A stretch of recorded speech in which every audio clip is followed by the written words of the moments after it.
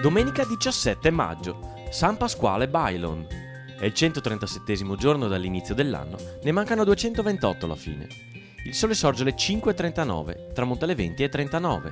La luna si leva alle 5:28, tramonta alle 19:47.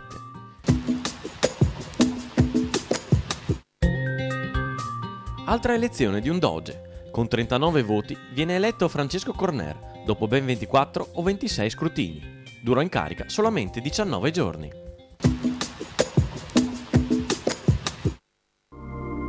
Le previsioni per domani. Tempo generalmente stabile con cielo in prevalenza sereno o poco nuvoloso in pianura.